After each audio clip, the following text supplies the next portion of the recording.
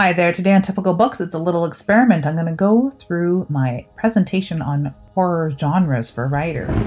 This was part of a presentation that I did for a writer's circle, and it's one thing to have a little bit of interaction from the crowd and Q&A as I went along, so this may be a little dry here and there, but you can follow along. I'm going to have a link to the PDF so that you can read this at your leisure, or follow along with the video, or of course just listen to the audio. And hopefully there's a little insight into my thinking of horror genres. So writing horror, from what horror is to marketing your scary stories. And forgive me if I do fly over some of these slides, like the next one where we talk about who I am, because if you're watching this channel, then hello, thank you, welcome if this is your first time. But I'm sure there's a lot of my favorites, my friends, my subscribers, and writer pals that are not new to this channel. So hopefully you find this as interesting and fascinating as I did while I was creating this. So I'm a horror author. This is maybe not news, but here it lists a bit of my credentials, of course, and a little bit of my bio that you will also see at lydiapever.ca, which is where I'm hosting the PDF, of course, if you're interested. And I've always been a huge fan of horror, of course. And I've done a lot of horror tangential things like taking photos and, of course, writing reviews and doing this show, of course. That's another thing that I do that is related to horror, aside from read it and write the stuff. So I'm no expert necessarily. I'm the bumpkin in the boardroom. I don't have a PhD. I am not a horror doctor by any means. I'm not an academic in the horror field.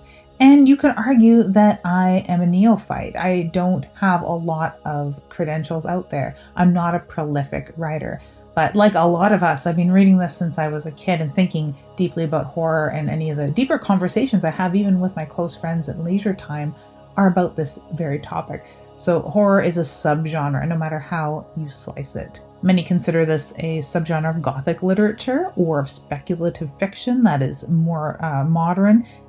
Spec fic includes fantasy, science fiction, horror, and more recently alternate history. It used to only be the big three, but now alternate history, which of course is speculative fiction and can be a little terrifying. Horror can roughly be cut into the supernatural and the natural, and this is where the first arguments arise. Now we'll come back to this division and others like it. These are blends, there are exceptions. Some writers say horror must have a supernatural element or else it is not horror. And you'll find I'm in the camp that disagrees with that, because I do find the madness of man to be equally terrifying. Horror is an emotion. Horror is a broad genre. And this is no shade on the master R. L. Stine. He has a masterclass course on horror if you're interested in taking that. I liked his and James Patterson's masterclasses. Now, the common subgenres of horror, they appear very narrow to me. And of course, he defines 6 categories: Gothic, paranormal, occult, dark fantasy, survival, and science fiction horror. And that does exclude quite a bit. Now, survival can be without supernatural elements, so I'm proud to see that he's veering into the camp of the non-supernatural, but it is very narrow. Now, how do these fit into the supernatural and natural? Science fiction horror, good science fiction does rely on the natural, of course. I'm not a science fiction specialist here, so bear with me. But the two sort of fall under the natural: survival horror and science fiction. And supernatural includes the Gothic, paranormal, occult, and dark fantasy, things that we more usually associate with horror. And I'm sure you can think of a lot of exceptions and things that fit into both. Consider, if you will, that someone like Hannibal Lecter is just so powerful that he has a supernatural element, or we almost can't believe there's not a supernatural element. Rebecca by Daphne du Maurier. We want to believe there's a supernatural element. In Aliens, if we're sitting on the Nostromo, scared out of our wits, that being that is haunting us or chasing us seems supernatural, supranatural. It is, of course, a perfect organism. Now compare this with the many horror film genres. OMG. From this alone, from horroronscreen.com, you can see, I think that film, it's a little easier for us to digest or put our finger on exactly where the horror lies. So we have a lot of these subdivisions. You can look at them at your leisure. There's a lot. But it seems to me that it's a lot easier to categorize films in horror, and a lot of times they're not blending as many facets of horror within one offering, within one film, so to speak. Now, how do these fit into supernatural and natural? There's so many more natural horrors to be had here. It seems that no one in film picks and chooses and says that horror has to be supernatural. You see a lot of thrillers categorized under horror, right? And some science fiction in film more readily categorized under horror. So Stephen King talks about horror on writing. Who'd have thunk it? Oh my God, does he really? Yes, he does. The gross out, the horror, and the terror. If you've read On Writing or taken classes in horror, then you're very familiar with these subdivisions of horror. The gross out, the sight of the severed head tumbling down the flight of stairs. It's when the lights go out and something green and slimy spatters against your arm. The horror is the unnatural, the spiders the size of bears, the dead waking up and walking around. The lights going out when something claws and grabs you by the arm. And the terror is when you come home and notice everything that you own has been taken away or replaced by an exact substitute. It's when the lights go out and you feel something behind you and you hear it and you feel its breath against your ear, but when you turn around, there's nothing there. And he goes on to say that he tries for the hardest one, which is the terror. And if he can't achieve that, then he shoots for the horror. And if he can't quite achieve that or really wants to amp things up, then he goes for the gross out, which is the easier one to do. Many of us would argue that it's not necessarily the easiest to do right. Now, according to the HWA, it's a little more broad. Thankfully, horror can deal with the mundane or the supernatural, with the fantastic or the normal. It doesn't have to be full of ghosts, ghouls, or things that go bump in the night. Its only true requirement is that it elicit an emotional reaction that includes some aspect of fear or dread. And this is where alternate history and science fiction can be terrifying. Now, if we think of horror as a super genre, there can be horror elements in any sort of book, and it allows a book to be categorized within general fiction. This lends to that panacea or problem of bookstores where the horror section is disappearing. You can find horror in romance, erotica, Western, true crime, biography, literature, science fiction, fantasy, historical. It all depends on what degree of horror is found between those pages. Now, the final subgenre might change while you write. It will then be classified by your agent or publisher, and then again at a bookstore or library, further by readers, reviewers, critics, and then again as the zeitgeist shifts. So let us think of horror in terms of writing style and degrees of horror instead. The chart below shows sort of a representation of the R.L. Stine ideas and other ideas taken from film that are subgenres of horror and arranged into degrees of horror. Now, this, of course, is up for debate as well. You can find a quiet and literary horror that is more terrifying than an extreme or splatterpunk thing. It depends on your level of disbelief as well. But here's basically, if you're going to hand a book to somebody and describe how scary it is, you're generally going to be handing them a quiet and literary horror that is least scary than thrillers and crime, which is more scary when it hits psychological and gothic, then even scarier hitting occult and paranormal, and then monsters and killers. I put those two together for fun, and extreme and splatterpunk, which you can argue that these are different subgenres, but they really share so many traits we may as well lump them together, right? Here are some examples of quiet and literary horror, which I've talked about on my show. There's several of these books that I've talked about or reviewed, and other booktubers definitely love this genre, along with the weird. The oldest horror novels fit in here, like Dracula, Frankenstein. Some other books you may not expect here, V.C. Andrews' books, Nancy Drew. They are scary. These rely on the natural and terror, thrillers and crime, natural and terror with a little bit of the gross out, especially something like this Joe Nesbo book, The Snowman, which I reviewed on my show. Thomas Harris' Silence of the Lambs doesn't necessarily rely on the gross out, but it is full of terror, suspense, and horror. They're usually steeped in the natural. I have a James Patterson book here. Westerns and romance can fit in here as well, but it is sort of that second degree scare. Psychological and gothic. I had mentioned Rebecca by Daphne du Maurier, where you're wanting it to be occult. You want this to be paranormal, and it's simply not. Stephen King's Misery. Where is the supernatural aspect of that? Shirley Jackson's books sort of dance on the edge of that subject, and this is where the psychological is the most powerful, and where gothic writing is its most powerful, is that it has a touch of the supernatural, which is often imagined. It relies on the natural. It has high terror with a big amount of horror. Now we're really into that horror section of the degrees of horror. And of course, because it's good, strong psychological fiction, a lot of these things are imagined, or they're not, and someone is led to believe they are. Occult and paranormal, this is everyone's favorite. Demons, ghosts, haunted houses, possession. This is what you think of when you think of horror, isn't it? Richard Matheson, James Herbert, Susan Hill, Darcy Coates. They are masters of this degree of horror. It is occult and paranormal, sometimes veering into the quiet, depending on the really, splitting hairs degree of horror going on here. These rely on the supernatural and terror with a balance of horror at the climax. Not usually a lot of gross out, maybe a little tiny bit. James Herbert throws some gross out in some of his books, but it depends on how you want to split hairs.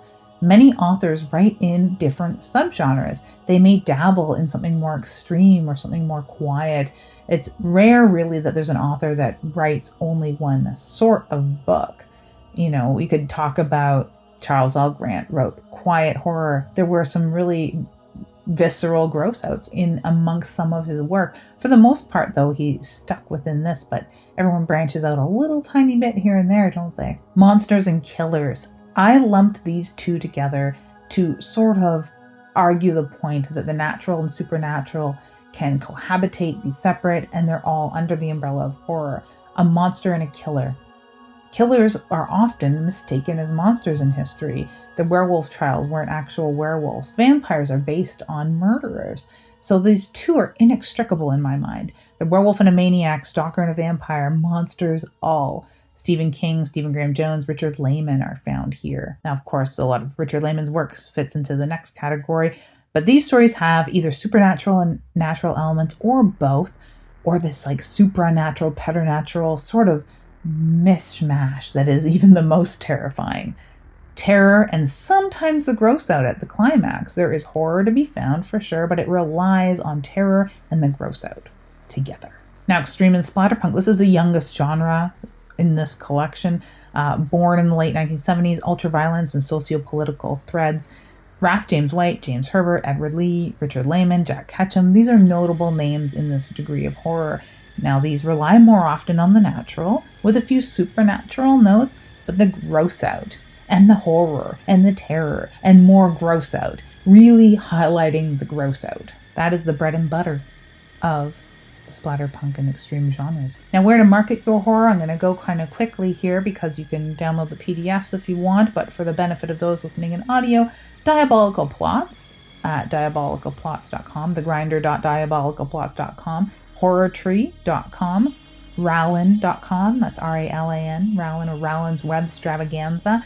Writer's Handbook lists all kinds of genres, so I do recommend that. Duotrope used to be free, but it's not anymore. Duotrope and Submission Grinder are really the best, I think, at this particular thing of finding submissions. Horror Tree is super fun too, and they have other news as well. You can check Pit Dark on Twitter and Manuscript Wishlist and look at all sorts of other places and subreddits, but these sites are really a great go-to. There are many magazines that print horror fiction. Oh, I love magazines. I love literary magazines. And Black Static, I hear, is closing. What a shame. Dark Moon Digest, Black Static, Weird Tales, Cemetery Dance, Apex, Clarkesworld, Shock Totem, Dark Discoveries. There are many, many more. These are just the ones, the top picks that came to mind for me. Now, publishers that print horror fiction. Same disclaimer applies. There are so many of them, but these are ones that are near and dear to me, and maybe wish lists for me to publish with someday. Dark Regions Press, PS Publishing, Silver Shamrock, Bloodshot Books, Journal Stones, Cemetery Dance, Simon & Schuster, some big fives happening here, Tor, Off Limits Press, that's newer, Wicked Run Press, Omnium Gatherum, Grey Matter Press, Raw Dog Screaming Press, Undertow Publications from here in Canada, Crystal Lake Publishing, and SST.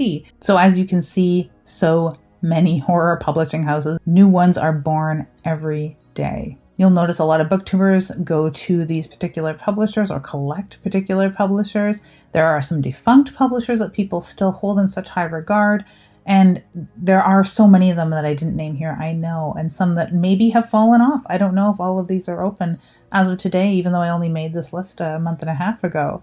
I do worry about that. But there could be another 5 I could have added in the last month, right? Where to workshop and network. Horror Writers Association. Of course, I have an affinity for that particular organization. Science Fiction and Fantasy Writers of America, the SFWA. Definitely a lot of horror writers there. And you'll find people that belong to both organizations or favor one over the other for whatever reason. Now, one, of course, has a lot more reach in other genres. So if you write broadly, SFWA may be a better choice. But I think that a lot of the benefits can be found in both. Lit Reactor, oh yeah, has a lot of workshops, articles, and groups. A lot of articles. I highly recommend, if you've never gone to Lit Reactor before, go there and read through some of the articles. It's fantastic. Borderlands Press Writers Bootcamp, there's a wish list item. Definitely check that out. And the Montreal Monstrum Society, something I've only recently discovered. They host quarterly lectures on horror, and in the last year they've been virtual. In fact, Ali Ahmed from Carleton University here and Sean Moreland, dear friends of mine, very dear friends of mine. Sean Moreland's from U of O here in Ottawa, and they're going to be speaking at Monstrum soon, which is really, really exciting. Conventions have virtual events, workshops, and lectures. Virtual events has an asterisk beside it right now, of course, because this last year, a lot of these events haven't been able to be held. So I definitely say throw them some support. CanCon, KillerCon, Scares That Care, Outer Dark Symposium, Necronomicon Providence, Camp Necon. There's so many. The KGB reading series, I highly recommend. The capacity of KGB Bar would have never held the amount of people that can now attend and watch these very valuable reading series. Oh my gosh. I could never say enough about how I would want to go to KGB so bad. And now it's online. I am so grateful. I mean, Joe Hill and Laird Barron in your living room. Who could imagine that before now? So that is it. Thank you ever so much for joining me on my small lecture. And if you have any input, because like I said at the beginning, there's no benefit here of back and forth Q&A and conversation during the presentation.